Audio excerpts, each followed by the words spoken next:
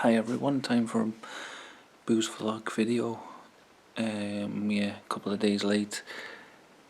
I don't know why really. The last two nights I always thought, at the start of the night thinking, right, I'm going to record a video later, and then it got to about 4:30 in the morning on both nights, and I just realised, I didn't record a video, and I was way too tired, so I'm doing it a bit early tonight. I think it's even before midnight, which is unusual for me.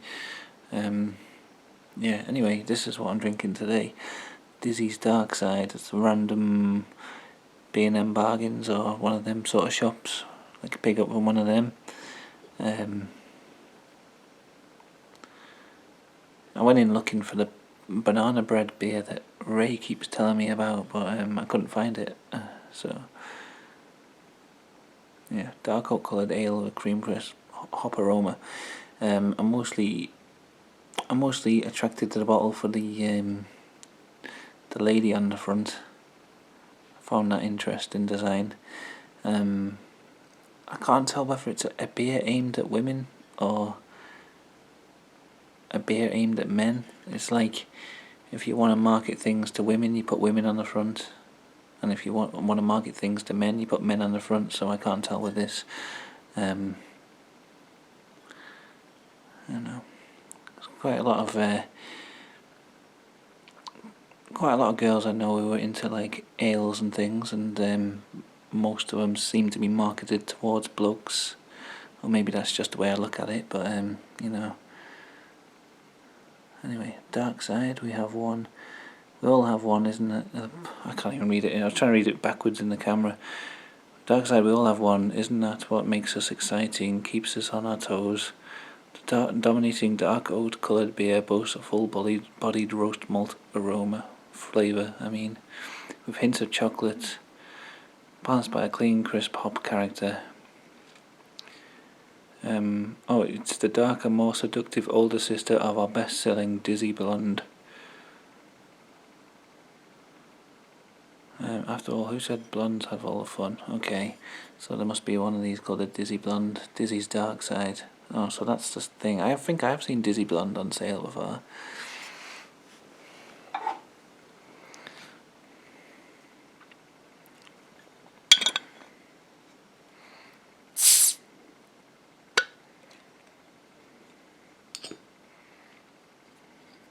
Yep, Robinson's Brewery. I think I've had a few of their beers. I can't remember which ones exactly. I don't know if that out of date Simon Rimmer beer was a Robinson's one, I think. So hopefully this one's a bit better. It smells really chocolatey. Using this old-fashioned glass today.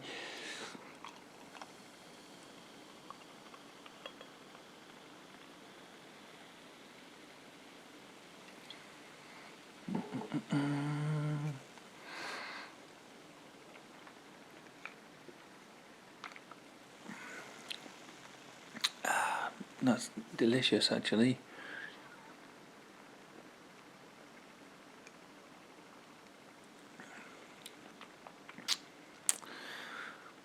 I can see what they mean about the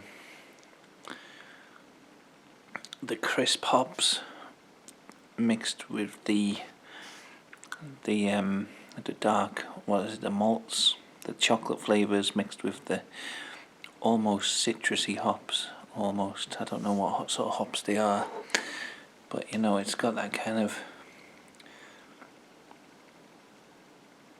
sort of two flavours going on at once type of thing, like crisp and what's the other flavour, like mellow or deep or something, like a Guinnessy type of stout, heavy, dark flavours mixed with a crisp sort of light taste from the hops. Almost interesting.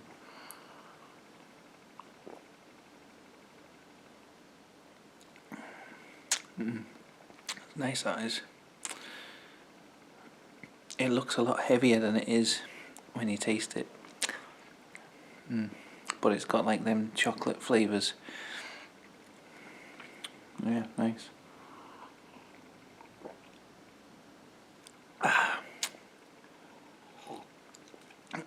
I just remembered someone asked us to talk about something on the last video, the last comment, but I've completely forgotten.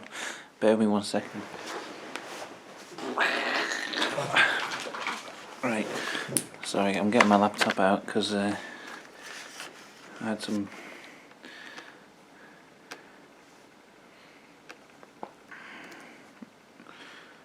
My internet is still slow as crap. I keep talking about changing it to someone else, and it's like I'm with Talk and it's just the slowest rubbish ever.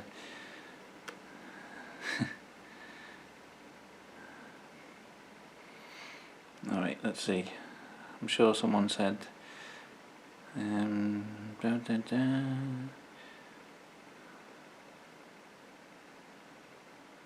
yeah, Anthony Taylor, you said good new subscribers. I don't know what you mean by that, whether you were asking me whether I'd subscribed to any good new channels or whether any of my new subscribers were good. I don't know, they're all good. If you subscribe to me, then you know. So I don't know if you mean if they have subscribed to any good channels recently. I don't think so.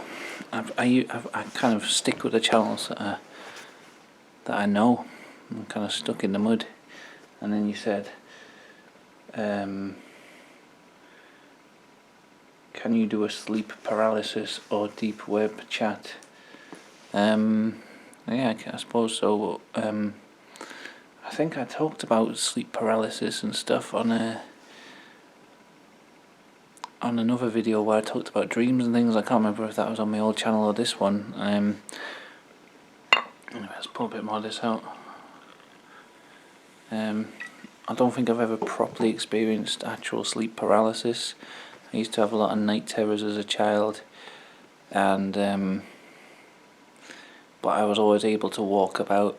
There were always scary things happening, but I was never paralysed, which I know a lot of people have experienced that.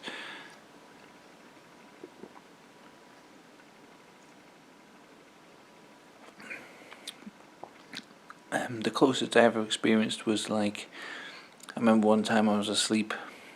I was probably about 18 or so, and then I suddenly felt like, and it felt like someone had just like lain across my face with like the chest like on my face like that, and I was like, I couldn't breathe.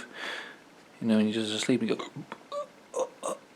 and I couldn't like lift up, and I couldn't open my eyes, and I couldn't breathe, and that only lasted like a couple of seconds, and then I woke up a bit more and I was awake, and then that was fine. So that's pretty much the only proper sleep paralysis thing I've ever experienced. And what else do you say?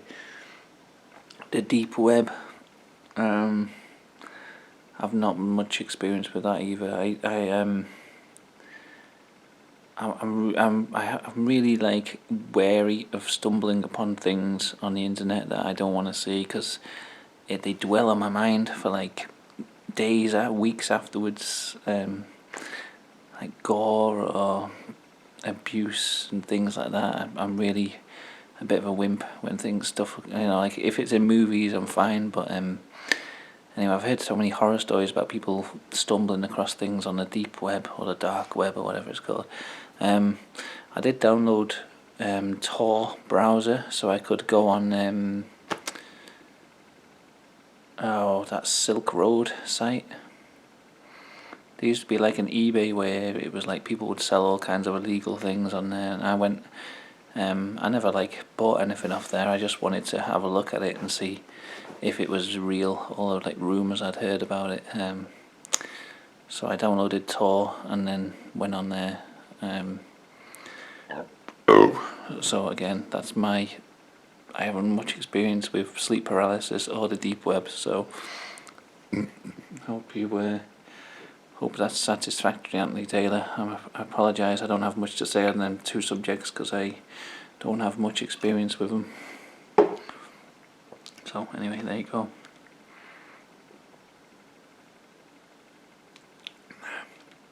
They've been putting the Fast Show back on BBC Two, which is good, which is nice.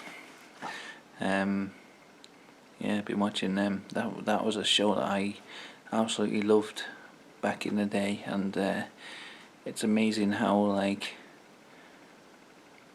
even though I haven't watched it for I don't know how long, way over 10 years, I'd probably say over 15 years, I can't remember how long exactly it was made, but it's amazing how, like, they're still so fresh in my mind, and it's like I know all the sketches before they finish.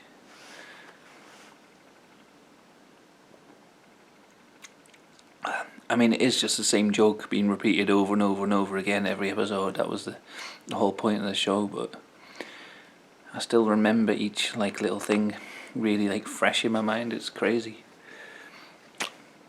Other than that, I don't know what to talk about. I've started doing Mario toys at McDonald's and Happy Meals. My girlfriend got me this Princess Peach one. It's a bit boring compared to the other Mario figures.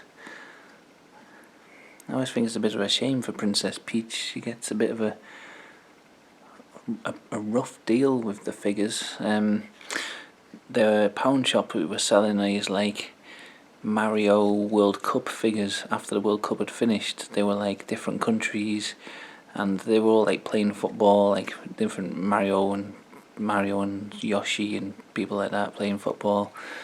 And the Princess Peach one was just her cheerleading. I just think, I don't know why Princess Peach gets this kind of raw deal in figures. And like this, it's just her stood there looking a bit boring. Could make her a more interesting character, I think. Give her own game. You know, Yoshi gets a game, Donkey Kong gets a game, Mario and Luigi get a game, Wario gets a game. But well, there might be a Princess Peach game, but not. I don't know. Should make more of this character, I think. Yeah. Or at least give her some more interesting figures. Look at this guy. And there's a good figure. This isn't a Happy Meal one, this is just one I bought in Paris. Look at that guy. Wario always wins. I love that Wario figure. I think Wario's my favourite character because I love the combination of yellow and purple together. The contrasting colours. Yeah.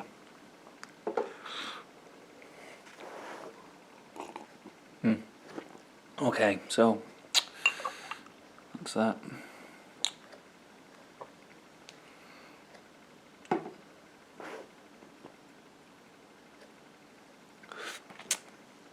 Friends with someone on Facebook. Like, I don't know him in real life. It's just someone who I added on Facebook.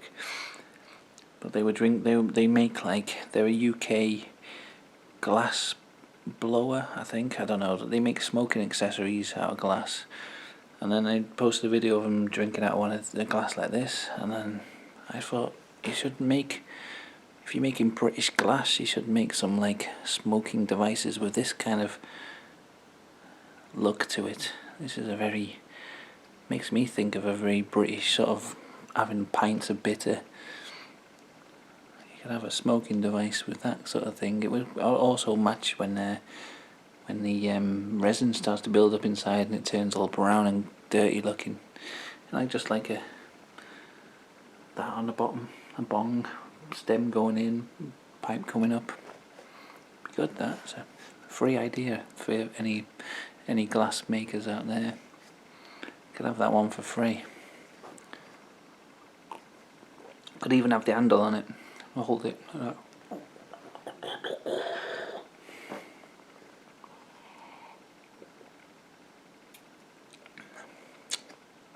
Yeah, anyway.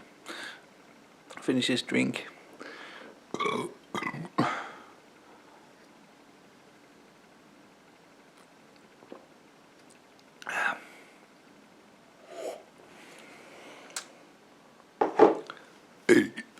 Thanks for watching, everyone, and I'll see you next week. Bye.